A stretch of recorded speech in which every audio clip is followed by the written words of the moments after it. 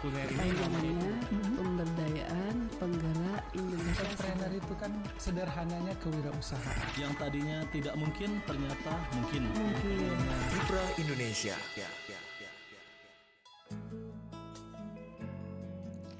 Assalamualaikum warahmatullahi wabarakatuh. Selamat malam pendengar dimanapun Anda berada. Berjumpa kembali untuk edisi hari ini di tentunya awal pekan ya, Senin 12 Desember 2022 dalam acara kita Kiprah Indonesia. Dan Kiprah Indonesia kali ini akan membahas sebuah tema yang cukup menarik ya, yang tentunya akan kita berbincangkan adalah mengenai jadi badut siapa takut ya. Nah, tentunya kita akan berbincang dengan narasumber kita yang sudah hadir di studio Pro 1 RRI Palembang saat ini. Tentunya pendengar ingin tahu siapakah dia, kita tahan dulu, kita akan dengarkan dulu yang satu ini. Tetaplah bersama kami di Pro 1 RRI Palembang dalam Kiprah Indonesia. Gara-gara corona, semua jadi susah. Jualan susah, yang beli sedikit. Tapi itu kemarin, sebelum ada gerakan nasional bangga buatan Indonesia. Ibu lagi ngomong sama siapa sih? Pengen kasih tahu ke orang-orang itu loh, Nak. Program pemerintah yang satu ini itu benar-benar membantu usaha kecil kayak kita ini supaya bisa bangkit dari keterpurukan gara-gara si Covid. Kamu nggak lihat itu di IG? Wong Pak Gubernur yang ngendos jualan ibu kok. Endorse, Bu. Ya gitulah deh pokoknya. Tapi emang bener, Bu.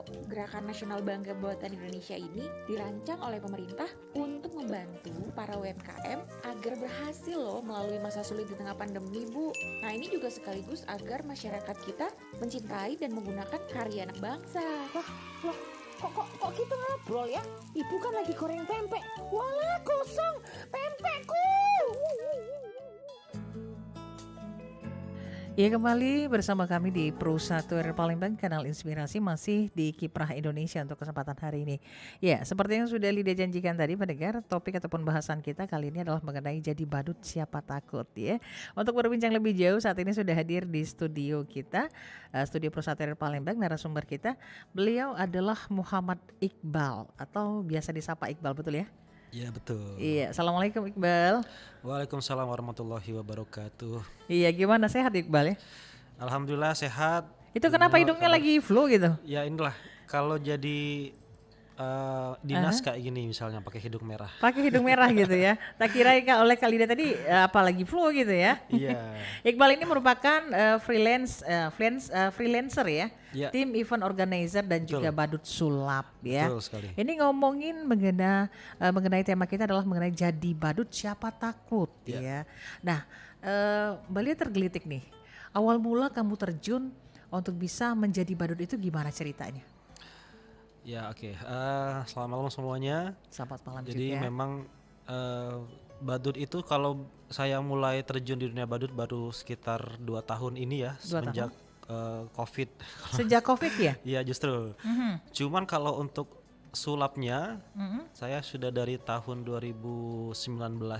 Dari 2019 sudah dimulai dari sulap. Iya, jadi untuk badut sendiri itu basicnya ada banyak ya.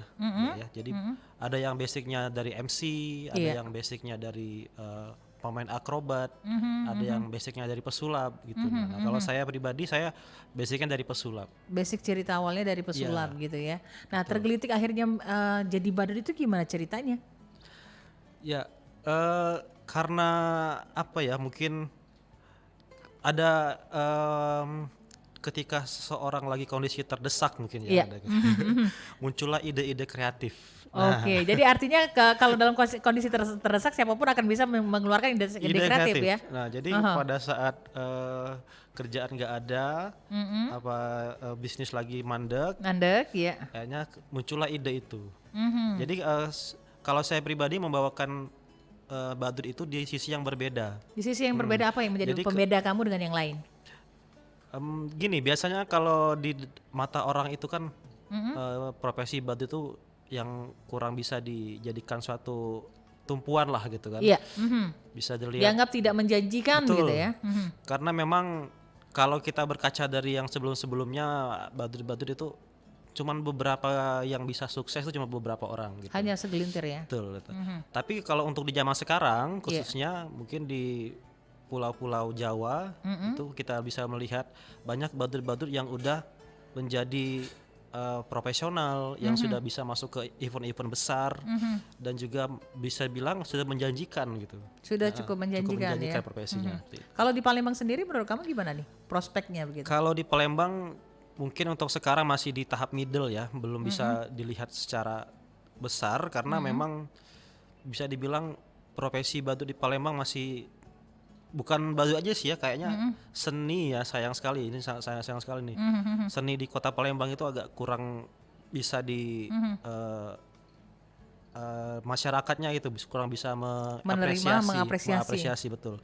Kalau untuk mungkin di kota-kota lain seperti ada teman-teman badut kami dari Jogja, dari Jakarta apalagi pusat ibu kota, mereka memang benar-benar memiliki kapasitas yang besar dan juga job-jobnya itu bukan lagi yang ratus ribu gitu, sudah sampai jut-jut gitu loh. Udah main tata gitu ya. Iya betul. Pakai juta gitu ya. Puluhan lah bisa udah juga. Puluhan gitu. Begitu ya. Betul. Jadi artinya kamu memandang ketika pertama kali kamu terjun ke dunia badut, selain daripada terdesak dan akhirnya mulailah ide-ide kreatif untuk bisa menghasilkan begitu, menghasilkan cuan lah begitu ya. Betul. Akhirnya kamu tergerak untuk bisa menjadi badut itu sendiri. Betul. Karena memang dulu malah saya memandang badut itu agak aduh apa sih gitu loh. Kan pasti orang lihat karena dianggap sebagai tidak menjanjikan begitu kan. Sudah itu badut apa ya buat bahan lucu-lucuan gitu. Dan memang setelah saya jalanin badut itu memang konsepnya buat menggelitik, jadi mematahkan logika gitu kan. Mematahkan logika. Komedi itu tercipta ketika logika kita patahkan gitu kan. Jadi kadang misalnya suatu teater pasti ada istilahnya karakter badut di situ kan. Kayak gitu. Sebetulnya juga di banyak-banyak acara-acara badut itu menjadi suatu bisa dibilang pelengkap juga sih ya. Ya, jadi artinya di dalam setiap misalnya ada event atau apa gitu ya, entah itu di katanya tadi apa, ada karakter badutnya tadi begitu ya, baik itu dia dalam permainan teater begitu kan, ada unsur lucu begitu ya yang di sini setidak-tidaknya adalah mungkin seperti badut. Ini Mbak Lydia tergelitik kenapa kamu pakai hidung merah dan adakah makna filosofi dari penggunaan hidung merah itu sendiri? Nah kalau dari sejarah badut sendiri itu ya, jadi memang saya sedikit mempelajari badut ini asal muasalnya dari daerah di Yunani kuno. Iya, seperti di sulap juga awalnya di daerah Yunani kuno. Jadi seperti sulap, badut itu salah satu seni tertua sebenarnya. Salah satu seni tertua. Seni tertua. Oke. Sebelum yang lain-lainnya. Nah, menjadi kenapa hidungnya merah gitu kan? Iya, sejarahnya kok merah gitu hidungnya. Karena kalau di barat sana itu sebenarnya hidung merah itu tercipta dengan sendirinya gitu. Nggak misalnya membuat karakter lucu itu kan misalnya kita membentuknya itu muka dicoret-coret gitu kan. Nah, jadi mungkin asal muasalnya itu dari ketika kita badut itu kan butuh sesuatu yang berbeda kan. Jadi kalau dulu mungkin nggak kayak gini ya. Ini modern ini. Modern ya. Kalau dulu kayaknya merah-merah pakai nggak tahu pakai merah-merahan apa gitu ya. Iya, pakai ada face painting biasanya. Oke. Badut yang lama itu atau pakai hidung bulat biasa gitu. Iya, hidung bulat. Kalau ini perkembangan dengan zaman ini model-model hidung ini ada banyak variasi. Jadi ada yang dulu beli hidung badut ini di luar ya, di USA biasanya gitu. Kalau sekarang sudah ada daerah Pulau Jawa itu sudah memproduksi hidung-hidung badut yang kayak gini, jadi bisa menyesuaikan bentuk muka kayak gitu. Disesuaikan dengan bentuk muka. Oke. Nah ini kan untuk bisa menjadi seorang seniman badut ya, kan seperti yang kamu katakan tadi bahwa tidak semua orang lihat yang namanya memiliki keinginan sampai akhirnya ingin deh jadi badut. Karena kalau Mbak Lydia lihat sih untuk entertain sendiri, untuk badut itu sendiri mungkin bisa dihitung dengan jari. Ya, mungkin para pelaku seninya begitu ya, atau mungkin saya yang tidak terlalu banyak tahu begitu ya, tetapi setahu saya sebegitu gitu ya, cuma segelintir yang mungkin yang mungkin memang benar-benar mendalami tentunya. Nah, apa sih yang menjadi tantangan ketika kamu mungkin menjalankan tugas kamu ya untuk bisa menjadi badut ini apa sih ketika kamu show atau apa?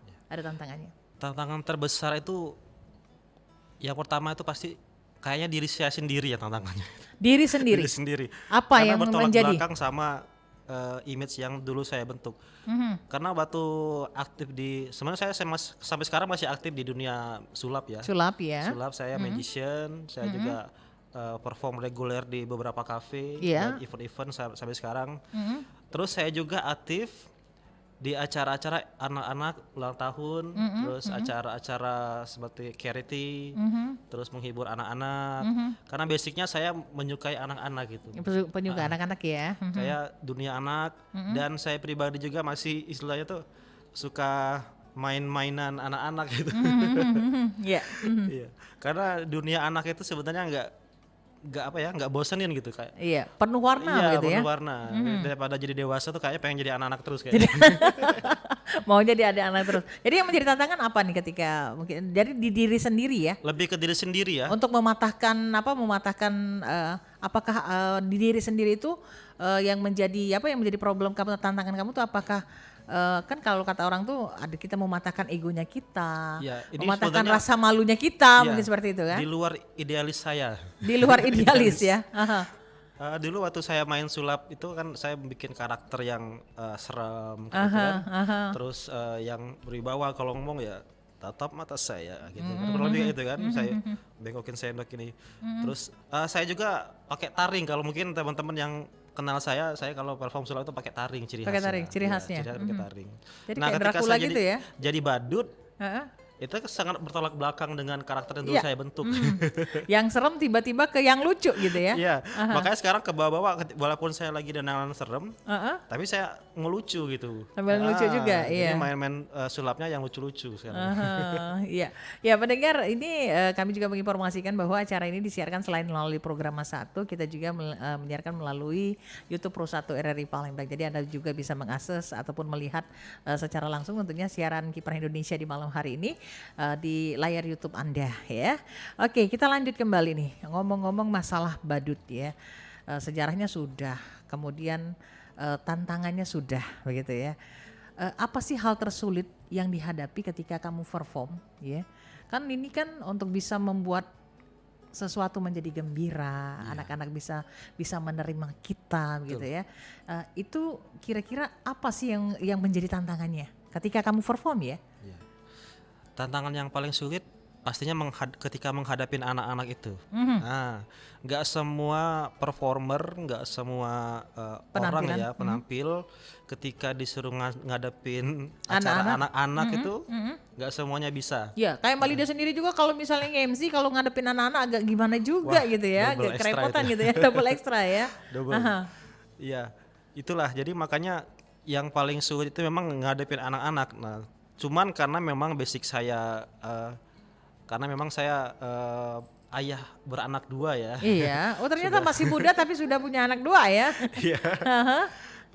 Lagi ikut anak saya nih. Iya. Ini saya deket sama anak saya. Yeah. Anak saya dua-duanya perempuan. Jadi dari kecil sampai sekarang itu nggak pernah lepas sama saya, kemana-mana sama saya. Jadi memang kayaknya jiwa seorang ayah itu udah terbentuk gitu kan. Jadi ketika saya menghadapi anak-anak, kesabaran saya sendiri sudah terbentuk kayak gitu. Jadi kan kami membutuhkan kesabaran ya benar kalau berhadapan dengan anak-anak ya. Nah ini kan ketika performa kan gitu kan, nggak seluruh anak kan yang namanya suka sama badut. Karena Mbak Lida pernah ada keponakan juga yang ketakutan malahan lihat badut. Pernah nggak ngalami hal seperti itu? Kalau sepanjang saya jadi badut belum kayaknya. Belum pernah. Karena memang badut yang saya bentuk itu yang bukan yang serem-serem. Kan dengan rambut yang warna-warni gitu kan. Kita tetap pakai konsep warna-warni, muka digambar. Cuman nanti boleh dicek di Instagram saya, mungkin nanti ada bagaimana bentuk badut kami. Lebih ke karakter yang disukai anak-anak. Instagramnya apa nih sebutan? Badut Sulap Palembang. Oh, badut Iya, Sulap Badut Palembang ya. Palembang tanpa spasi ya. Oke. Dan kalau badut saya itu membuat karakter sendiri. Karakter sendiri. Karakter namanya Kak Alvin. Kak Alvin Iya. karakternya ya. Nama karakternya Kak Alvin. Jadi ketika saya jadi badut namanya berubah dan gaya juga berubah. Ketika menjadi badut nama dan gayanya juga berubah. Nah ini tadi kan kamu sempat kata kamu dalam performanya nih Mbak Lydia, kita juga kamu kan pesulap gitu ya. Ya. Bisa dong dikasih lihat sedikit kira-kira, karena ini kan pakai layar YouTube juga nih selain Oh, daripada iya, ini iya, ya. Bukan cuma sekedar siaran biasa begitu ya, tapi kita juga menyiarkan secara langsung melalui YouTube Pro 1 RRI Palembang. Ini kan bisa menarik daripada tentunya pendengar kita ya, pengen tahu kok bisa ini apa tertarik dengan yang namanya dunia entertain kan macam-macam nih. Ada Betul. jadi MC kah, menjadi penyanyi kah gitu kan untuk entertain. Kemudian juga menjadi pesulap gitu ya. Dan kamu juga menjadi badut tapi juga pesulap gitu ya. Ini menjadi nilai plus ya. Ya, karena memang saya bisa dibilang seniman sih ya. Seniman. Saya pesuka seni, diantaranya juga saya seni musik, terus saya main gitar, saya nyanyi. Oh Dulu bisa semua ya. Sempat jadi vokalis band-band kecil-kecilan lah. Waduh, ternyata memang dunia entertain itu adalah dunia yang kamu ya. Ya betul. Aha. Jadi memang sebelum main sulap juga udah dunia seni itu memang melekat gitu kan. Aha, dunia seni melekat. Aha. Oke, gimana nih? Coba untuk bisa menarik perhatian. Ini kira-kira sulap seperti apa nih? Yang Ini biasa kamera ditampilkan. Iya, ini kamera depan ya. sudah. Haha. Ya ini sulap ini biasa ya. Jadi sulap itu biasa identik dengan kain merah kayak gini. Dengan sapu tangan merah Sapu gitu tangan ya. merah. Iya. Kosong, Kosong, iya. kosong. Dan saya akan memunculkan tring cinta. Oh, ternyata sarang beo ya maksudnya. Sarang beo ya, simsalabim. Nah, that's real cinta. Waduh, ternyata ini ada triknya ini. Tapi kalau cuma satu, kayaknya cinta itu kurang lengkap. Kurang Ketika lengkap. ada sepasang itu harus sepasang ya. Harus sepasang ada, cinta. Ada laki-laki, Ada perempuan. ada perempuan. Iya, kita lihat saat ini. Iya, Laki-laki performanya. dan perempuan. Wah, luar biasa. Tadi di tangannya nggak ada ya, kok bisa muncul ya? Ini kecepatan ini berarti juga kecepatan tangan juga ya? Kecepatan tangan dan juga keterampilan. Keterampilan. Karena mungkin di pandangan kita ngelihat nggak ada apa-apa dari tangan kamu, awalnya cuma selendang merah gitu. Iya. Jadi pesulap itu adalah seorang yang paling bisa menyembunyikan rahasia. Ya. Seseorang yang bisa menyembunyikan rahasia. Tapi kalau tidur masih kebongkar juga rahasianya enggak ya kalau ngigau ya. Oke, ini sangat menarik. Nah, event-event apa saja yang pernah tentunya dihadapi begitu ya ketika kamu performa? Event-event yang pernah dihadapi. Kalau di dunia badut ya. Ya. Karena masih terbilang baru, saya masih belum ngisi acara-acara besar, masih belum begitu ya. Cuman kalau untuk sulap, saya pernah tahun 2000 berapa itu ya. Ya. Jadi ada pesulap legendaris, mungkin kalau di era-era kita, mungkin mbaknya mau tahu ya, namanya Adrimanan. Adrimanan ya. Sama Cecerani, dia suami istri, istrinya itu penyanyi Mandarin, ya suaminya pesulap Adrimanan. Ya, jadi beliau datang ke Palembang. Pada saat itu beliau sama istri lagi membuat rekor muri, menulis cerita tentang Pulau Kemarau dengan di atas beras. Di atas beras. Di atas beras, jadi Cerani. Nah, pada saat malam puncaknya kami dari pesulap-pesulap Palembang ya khususnya kemarin itu saya ada bersama tim bermain sulap di hadapan Pak Gubernur secara langsung dan diiringi oleh Cecerani tadi. Kami yang mengiringi Cerani gitu. Nah, itu yang momen yang mungkin nggak bisa dilupain ya pada saat itu. Bisa bermain sulap di depan pejabat tinggi. Di depan pejabat tinggi ya. Itu sekitar tahun 2012 atau 13 saya. Tahun 2012 atau 2013 lalu ya. Sekitar itulah. Oke. Nah, ini kan kamu kan sudah komplek nih. Kamu dalam entertain tuh artinya kamu bisa semua. Kamu main musik oke, kamu nyanyi oke, kemudian juga kamu bisa juga sulap dan juga kamu ternyata sekarang menekuni dunia badut begitu ya. Nah, kalau untuk kalau yang namanya katanya badut kan untuk apresiasi masih kurang nih kalau di Kota Palembang sendiri. Kalau seandainya untuk sulap sendiri gimana? Untuk apresiasi. Lebih mana? Lebih diapresiasi badut ataukah diapresiasi kalau untuk sekarang sulap? sih kayaknya badut ya. Badut ya lebih diapresiasi. Karena saya lebih regulernya di badut ya. Hampir tiap minggu ada acara. Ada acara ya. Sulap mungkin sebulan cuma berapa kali kalau sekarang. Tapi untuk prestisnya sebenarnya sulap lebih lebih tinggi ya. Iya. Karena kita dalam sulap itu bisa mengkonsepkan misalnya suatu brand pengen memunculkan produknya atau di dalam iklan mereka ada unsur sulapnya. Itu bisa kita konsepkan kayak gitu. Karena memang sulap sendiri itu bisa masuk kemana aja, Pak. Oke, jadi artinya kalau dengan sulap kamu bisa mengkonsep semuanya. Betul. Tetapi kalau badut apakah tidak menggunakan konsep? Badut kayaknya ya karena memang konsepnya buat anak-anak ya. Jadi pasar kita cuman di anak-anak aja kayaknya gitu. Pasarnya di anak-anak Kalau ya. sulap kita lebih ke luas ya, mau kemana aja masuk. Brand ini, brand itu semua bisa. Jadi ini kan tadi kamu ngomong untuk masalah jobnya sendiri. Ya. Ini kan di badut lebih menjanjikan dalam arti kata lebih sering begitu ya. Lebih sering. Kalau Mendapatkan- menjanjikan sih kayaknya Masih ya belum? 50-50 lah. 50-50 masih 50-50 ya. Ya karena kata kamu kan setiap minggu pasti ada saja Iya, pekerjaan. sebetulnya tiap hari pasti ada yang ulang tahun kan ya. Ada yang ulang tahun ya. Dan rata-rata butuh badut biasanya kan. Aha. Anak-anak gitu. Oh jadi ini lebih cukup menjanjikan ya. Iya. Lebih cukup menjanjikan. Oke, maaf mungkin agak lebih spesifik ya. Kita pengen tahu untuk kata-kata orang tuh maharnya gitu ya. Ya ngomongin mahar gitu ya. Untuk Mahar, maharnya kalau seandainya performa itu biasanya dapatnya seperti apa? Ini kan kita kalau Ya. ngomong ini pasti ya nggak munafik lah ya. Pasti kita bekerja kita ingin mendapatkan hasil begitu. Iya. Jadi kalau untuk di Palembang sendiri, saya kan sebelum terjun di dunia badut saya sudah konservasi dulu ya, Iya, observasi dulu. Saya cari-cari tahu ini pasarnya gimana nih di Palembang nih badut, kira-kira udah berapa banyak yang ada, terus model yang kayak gimana badutnya yang sudah ada, itu jadi saya cari tahu dulu, searching di Google kan, ada berapa badut. Nah kalau untuk sekarang kayaknya saya di rate badut yang lumayan agak di atas harganya gitu. Agak lumayan di Iya. atas. Bisa dibilang agak mahal gitu lah dibanding teman-teman yang lain ya. Mohon maaf teman-teman, mungkin ada yang rate-nya di bawah saya, tapi ya tetap teman-teman gini loh. Jadi sebenarnya kualitas berbanding dengan harga gitu. Nggak bisa dipungkiri. Jadi memang ketika kita pasang rate yang tinggi, kita harus mengiringi dengan kualitas yang bagus. Bagus, oke. Nah, ketika kita jual di bawah rata-rata, yakinlah kita pasti stuck di situ. Akan seperti itu ya. Akan seperti karena memang boleh disebut angka ya, Pak ya. Kita sebut, misalnya bayaran badut di Palembang ini rate-nya antara 200 sampai 300 ribu. Oke. Misalnya gitu kan per acara gitu. Per acara.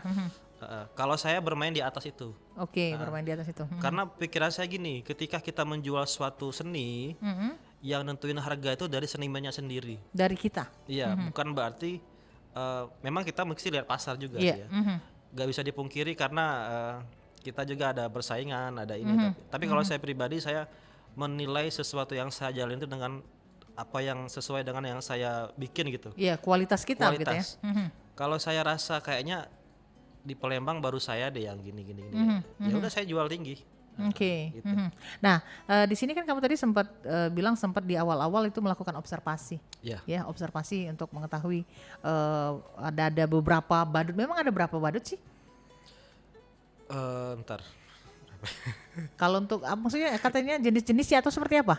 Atau macam-macamnya Kalau badut badut? jalanan sih ya banyak ya. Iya. Seperti yang kita lihat. Mohon maaf teman-teman badut-badut yang biasa eksis di jalanan, saya sangat Apresiasi respect ya. Mungkin bukan berarti kita menilai mereka gimana, tapi alangkah baiknya mereka bisa mengemas itu menjadi biar bisa dibawa ke event-event gitu. Event-event ya. Sayang sekali Sayang keterampilan sekali. mereka begitu ya kalau seandainya. Karena cuma sayang seperti juga itu. ya, kayak karakter itu kan biasa kalau kami badut itu bisa jual. Sekarang sudah agak menurun ya, karena bagi klien-klien lihat, wah sering lihat yang di lampu merah itu kak katanya gitu. Misalnya Upin Ipin udah banyak gitu kan segala macam, kartun-kartun. Jadi agak berkurang minatnya ketika kami menjual karakter itu ya. Sayangnya di situ sih. Oke, tadi sudah disebutkan ya. Nah ini kita pengen tahu nih kan untuk promosi sendiri kan kita kalau seandainya ini kan promosi sendiri ini melalui apa nih? Melalui Instagram. media sosial ya. Iya, saya medsos aktif. Terus apa ya, kalau marketing zaman dulu tuh dari mulut ke mulut. Oke, jadi artinya Itu masih jalan. ketika kita sudah menjalankan tugas begitu ya, Iya. menjalankan apa yang sudah kamu kerjakan begitu ya, Iya. itu dari mulut ke mulut kalau, pakai itu aja, itu Betul. Itu orang asik promosi gitu yang ya. paling efektif. Efektif ya dari mulut ke mulut tadi ya. Betul. Ketimbang emang sekarang sudah ada iklan-iklan ya, misalnya di medsos itu juga. Tapi memang yang bisa menjaga engagement kita dengan klien itu tetap Iya. pribadi kita. Pribadi kita. Ketika kita bisa nampil yang terbaik, ya otomatis klien pasti bakal pakai kita lagi. Oke, itu sama kayak pengalaman saya sendiri ketika nge-MC, dari anak yang pertama sampai anak yang terakhir kita juga tetap yang Betul ya, dipakai gitu ya.